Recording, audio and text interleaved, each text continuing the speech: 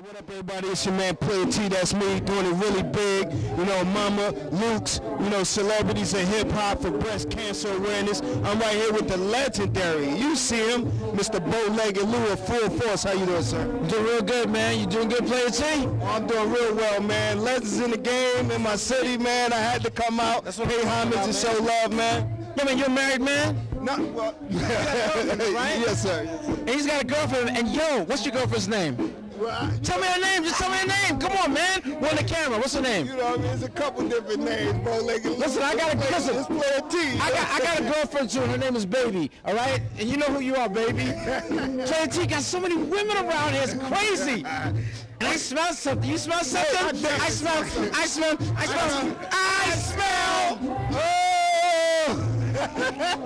We can't say that. All right. They're around here, though. They out here in full force. I might add, Mr. Paul Anthony right here and Bow-Legged Lou right here. On the legendary. We're in a full force town, all of Ohio. So we're going to set it off real soon. We're going to come back. It's going to be everything awful and nothing nice. Trust me. Now, what a lot of people may or may not know, that you guys had a hand in a lot of people's careers going forward. Patti LaBelle, Lil' Kim, Nicki Minaj, people like that. I mean, that's got to be an awesome thing. Now, when y'all were coming together, when you're coming up, when you first started, did you have any inclination that you have such an imprint on music around the world? Absolutely. You had an inclination? Yeah, absolutely. Absolutely. There was never a question as to how successful we would be. We didn't know how high, but we knew we'd make our mark. There was never a doubt about that. We didn't know when. We just know that this is what God meant for us to do, and we just had to be prepared when the call came. That's it. Be prepared. Now, y'all got brothers and cousins all involved with the group. Did that help with the discipline?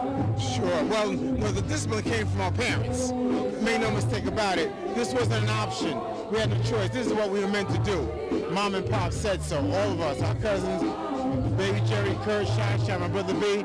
This is what we were chosen to do. We didn't choose this. We were chosen. Now, y'all was one of the first group of, you know, people to come out and really show physicality, like you say on your website, working out, you know, looking good, you know, representing the culture to the fullest, you know. I mean, so when you were coming up and you were working on your music, was that a way to express your creativity by working out and writing songs and things of that nature? Was that all part of your creativity? Well, one of the ways. It all ties together because when Luke came up with the name Full Force, and and it just worked in well with what we represented, the power to influence or control, and being strong, mind, body, and spirit. When we was stripping and showing our muscles on stage, nobody was doing that, and Unsung showed that.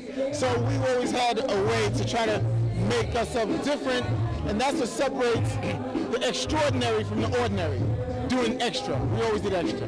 Let me ask you another question. In Cleveland, right now, it's a little debate on between what's hip-hop and what's rap. Now, you guys sat at the foundation of all this. Can you kind of label, you know, can you tell us what hip-hop is and what rap is, and if y'all were doing either one of the two? Well, rap, we weren't really doing rap. I mean, Baby Jerry, we had a character that was like a little cartoon mascot, went by the name of Ecroft, spelled backwards as Force. Baby Jerry did the rapping for the cartoon figure. We always had the hip-hop, you know, we started out in hip-hop. We was working with Curtis Blow. We co-wrote Curtis Blow's hit Basketball. We co-wrote and played on it. And of course we came out with UTFO and Roxanne, and we did like 4 or 5 albums on UTFO. So hip hop was always in our blood. And Halflock Nelson from Billboard magazine called us the original hip hop vocal band, which I guess he's right, you know what I mean? So we were never rappers, but we was definitely hip hop artists in a hip hop band for sure. Now, one last thing, what can you tell artists right now coming up, you know, how could they bring it back to the roots? How could they bring it back and make it as pure as how you guys had it? Well, I mean, the best part about it is just do your history and do your research. The information is out there. It's all out there, and it's all available. You know, that's why I love young brothers like Kanye. I remember him at the beginning of his career. He's never forsaken what he started out to be. All the samples come from back then. So the kids are trying to research and find out where that is, where that's coming from. So the information's out there, but you know, be diligent in your quest to go find it. And then it's there. The origin of things, you know, to know where you're going, you got to know where you're at. And to know where you're at, you got to know where you came from. So just research it, and it's all there for you. Google it. Google us. You know, Google everybody. It's there.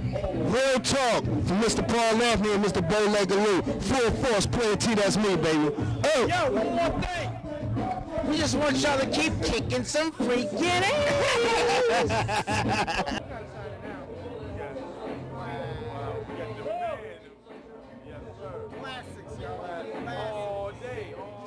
I'm here with right here. Don't stop with the legends. Right here, Rahiem from Grandmaster Flash. How you doing, sir? I'm great, my brother. I'm great. Yourself? Hey, man, I'm glad you're in the city, man. I really appreciate you being here, man. I'm very happy to be. I'm like a pimple on a high fashion model's face, homie. Just very happy to be here. You know what I mean? Hey, right to the point, man. When the message came out, transform music, man, globally. You know, did you see that happening? Did you have any inclination? Well, we knew that it was different than what the standard was at that particular time, because hip hop at that time was indicative of, you know, party music, and the lyrics were more frivolous, of a frivolous nature. You know what I mean? Right. Yeah. Now, when you did come out and you were such a force, you know, and you were received real well around the world, I mean, what did that do for you mentally at a young age?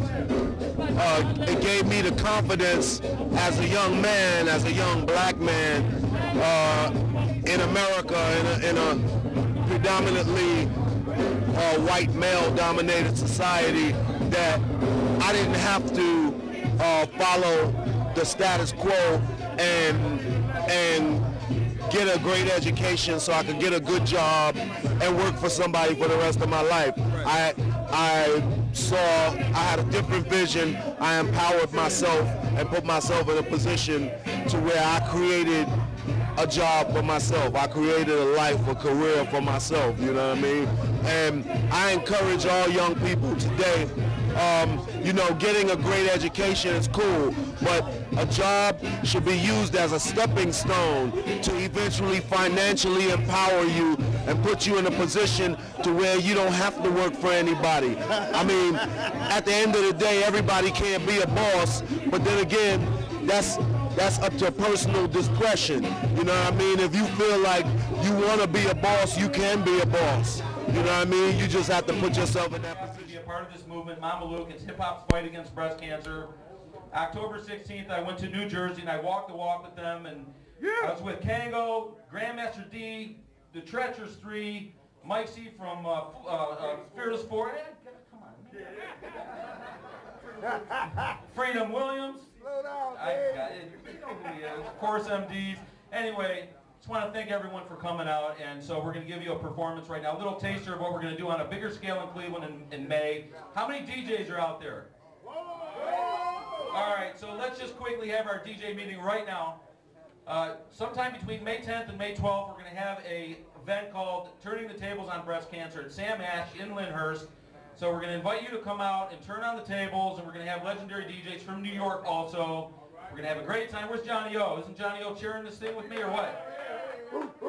Are you? Yes? All right. Let's go, Cleveland! Let's go, y'all! Come on! Let me see your hands like this. Come on, come on.